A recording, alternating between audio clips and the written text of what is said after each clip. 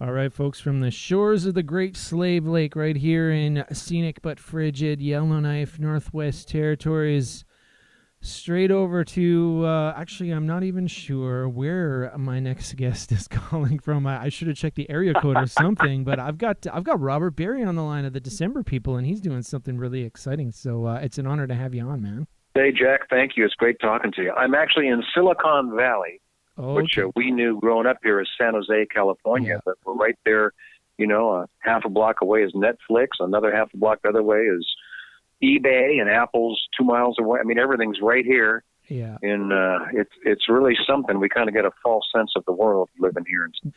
Exactly. Well, now I know that your band has got a stacked lineup, and kind of the concept behind this is you're taking Christmas songs and pairing them with classic rock era riffs. I mean, that's sort of the deal. But I mean, I guess I'm wondering, like, how did you come up with this stuff? Were you just fiddling around with Hotel California one day and then started to sing a Christmas song over top, or? It's funny, I was actually called by a record company in New York, and they said, "We want you to do a Christmas album." I said, I don't do a Christmas album. Everybody just sings Christmas songs.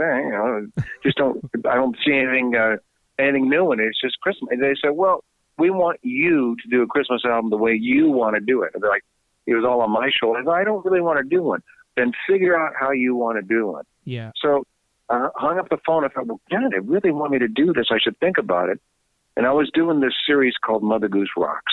Mm-hmm. And it had to do with, and this was 10 years ago, doing Britney Spears sings Bitsy Bitty Bitty Spider, whatever that song is, something like that for kids. And we sort of make it sound like Britney Spears and make it a kind of a fun thing for kids. And I thought, well, wait a minute. Wonder if I take the greatest songs of all time, like Stairway to Heaven, and I sort of analyze the riffs and the parts. What makes that song so memorable besides just the storyline? Because I can't use the storyline. That's Stairway to Heaven. Yeah. So I thought, this was the second one I did. I said, let me take The Night Before Christmas, and I actually rewrite all the riffs so they seem like the original, but they're not. And because I don't want to get sued, I don't want to upset anybody. Hey, that's our riff. What do you do with just taking that? So I don't do that. It's sort of in the style of, or in the spirit of, and then we use the actual chords from the Christmas song, and that's the magic. That you're actually hearing the real Christmas song. When you hear Silver Bells, which is our single this year, and now Silver Bells is like on the classic rock charts. I think we're number 4 yesterday. It's really climbing up. Yeah, Jody just sent me a message about that, saying it was number 4. Yeah, it seems like it's Tom Petty style-wise, and you think you hear some of the riffs. It's not really his riffs, but they seem like it. But it is the real song, Silver Bells, squeezed into Tom Petty style, Yeah. And people go, how do you do that? So I don't know. It's just I squeeze them. I push and I shove and I work on it, like you say with the Eagles, Hotel California. You would do Emmanuel. I take the real Emmanuel song and lyrics and melody. Yeah. And I say, well, they use a 12-string. They have dual guitar solos. They have these little riffs.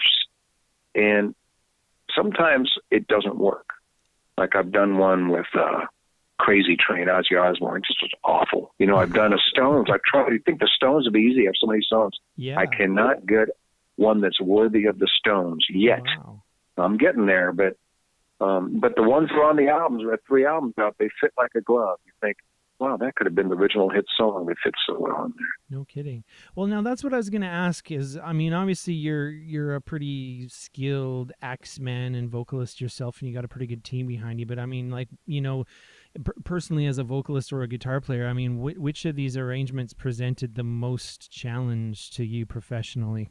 The one on the first album that was based off Bohemian Rhapsody by Queen was a real challenge. And also on that album is one based on a whole lot of Who songs, a whole medley. That was a real challenge. And I wanted to do the Who because I'm sure you get the CSI shows up there. Yes. And they all have, on the theme, they're using the Who are you, and all the stuff. They have everything in there, Bob O'Reilly, all kinds of stuff. I said, I have got to do something by the Who because young people will get it, older people will get it. Yeah. And it goes through 5 or 6 different eras of the Who in this one medley. That was a challenge because it was important to me to really make it worthy of that period, that time period, the Who were so energetic and so edgy in their way. Same as we do Silent Night that feels like it could be on a Tears for Fears album. That's very smooth, grooving, and it was the same thing. It had to be smooth and grooving like Tears for Fears would be, and have that rich quality to it. Yeah. So they're all a challenge in their own way to get it to feel like it could have been on one of the albums of the Who or whoever. So now you've got a very, I think I mentioned this a few times already, but you've got a very experienced band. I mean, you've got guys that have played with Boston and Sammy Hagar and, the guy that played keyboards for the Tubes. I mean, how'd you go about finding some of these dudes? I've been very lucky in my musical life. I got my big break after my local band here did fairly well and had a few records out and toured, but it just didn't quite hit it. That Carl Palmer from ELP called me and wanted me to start a band with him, just out of the blue. Just called me. I heard your music at Geffen Records. I want to start a band. Well, I said, okay. And I went over to England, and after a few months, he got his buddy Keith Emerson involved, and the three of us started a new band, and we had a top 10 record. And it sort of gained me respect from musicians that didn't know me, because they thought, man, if this guy can play with Keith Emerson and Carl Palmer, he must be able to really play, right? Even if they didn't know me, because Keith and Carl are just some of the top musicians the world ever produced. So from that, I wound up playing with Sammy Hagar for 3 years. Right when the Van Halen fiasco with him was going on, they didn't want him using the Michael Anthony to play bass, so Sam hired me to do bass for about 3 years for him. And then I joined Ambrosia and toured with them, replacing David Pack as a singer for a while. And I was searching for something, and I couldn't quite land my final resting spot of a band that would take me for the next 30, 40 years. And then I came upon this thing for the record company that did this album, and I thought, I have to call the people that I think are not only the best musicians, but the most versatile, because every song in a December People show is like being in a different band. And that's hard. Yeah. Your sound changes, your feel changes, just the tempo and the vibe of it, where Van Halen will be on top of the beat. Tears for Fears is sort of behind. It's soulful, And David Lauser, Sammy Hagar's drummer, he's a monster. He studies style all the way back to the old Motown people, the early rockers, the newest rock stuff. And, of course, he's played with everybody, because Sammy he knows everybody. He invites them all to Cabo Wabo to sit in. And so David really knows style. So, David, I need a guy like this, and here's the concept. He goes, well, like me, I don't know if I want to play Christmas music. I said, well, it's not Christmas music. It's actually the biggest songs of all time, but we're going to go out for charity. And every one of these guys, when I said that, said, I'm in. Gary Peel from the band Boston, one of our two players from Boston. The other guy, David Victor, singer from Boston. He joined it this year because Boston had some issues they had to deal with tours and stuff. Yeah. And both these guys, when it's for charity, they are just big on doing it. Yeah, that's awesome. Now, I'm glad you mentioned the eclectic nature of the show. I mean, like there's other quote unquote Christmas orientated acts out there, like Trans-Siberian Orchestra, for instance. I mean, what does the December People bring to the table in terms of entertainment and your own live show? That's a really great question, because it's kind of funny to say, but we are so easy to access. I've seen Trans-Siberian; they're incredible, but it's over the top, kind of progressive rock, high energy, flames flowing, lights everywhere, smoke bombs going off, people over the stage. It's like, wow, this is incredible. But when you leave the show, you can't sing one of the songs. With us, you already know every one of our songs before you come to a December People show. You can sing. Oh, I can just look at an album here. Rattle and Humbug, first album. Let me take the first song here. Santa Claus is coming to town. You better watch out. You better not cry. You can sing that, right? You know it. Now, but you haven't heard it done like LaGrange, ZZ Top. Better watch out. Better not, haven't heard it like that. Yeah. But when we do it, you sort of get the joke, but you also already know the song. So we're the only band you've never seen that you know every song we're going to do, or every song we're going to sing, but not how we're going to sing it.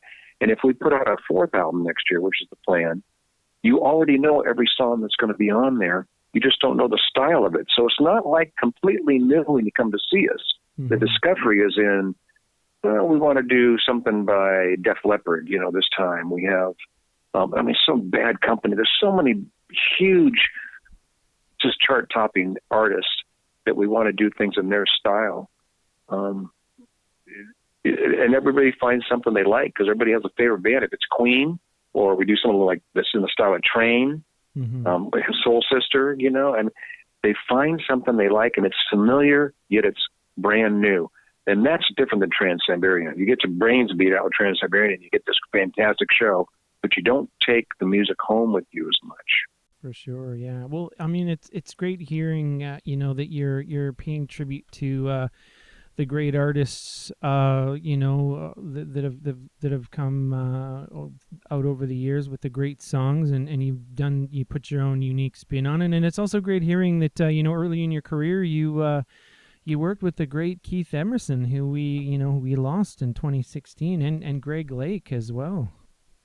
Yeah, two of them. I was actually doing a new album starting in May with Keith Emerson. We had a deal with Frontiers Records out of Italy. Oh, yes. And we had finalized that early in February, and beginning of March, he left us. So that was a double whammy for me, because we were going to sort of do a follow-up thing that happened, 25 years ago, our hit album, and I was looking forward to that. And, of course, losing Greg Lake the same year, that's just, go figure, a three-piece band. There's like one guy left. But that guy's, I tell you want to see a great band, you go see Carl Palmer do the ELP Legacy.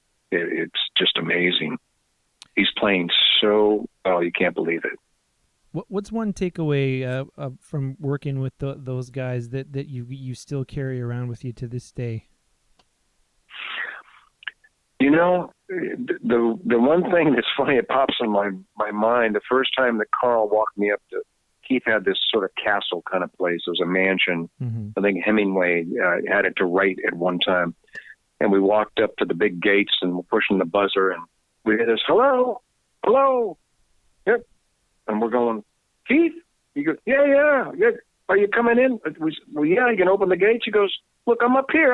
And we looked up, and there at the top window, he's sitting there. Well, he's standing there, and he's speaking to us with his butt cheeks. And that's the way Keith Emerson was. He was such a joker, but I thought he was going to be a mad scientist that I could barely talk to, because he's just such an incredible musician. And he was so funny and so cordial and so embracing of working on my material. And, of course, I was of his in writing lyrics for his stuff and everything. Mm-hmm. The takeaway was that they were just so good to me and launched my career in the stratosphere. And they're rock and roll royalty. They didn't have to be like that.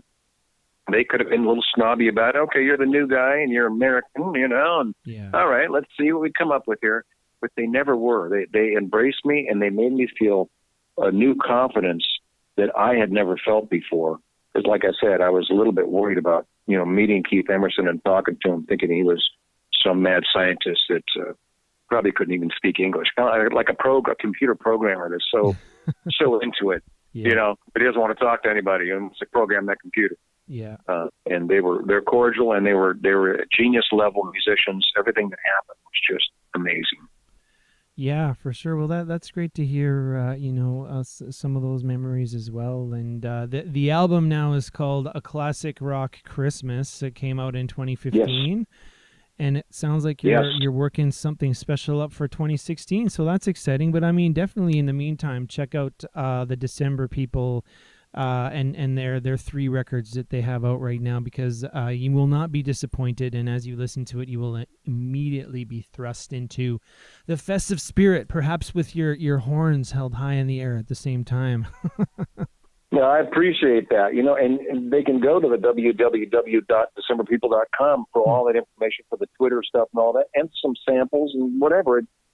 Yeah. It's funny that until people hear it, until radio got a hold of Silver Bells, and they went, wow, people are really responding to this, they just think it's another band playing Christmas songs. They don't realize that secret sauce that glues it all together, Yeah, for sure.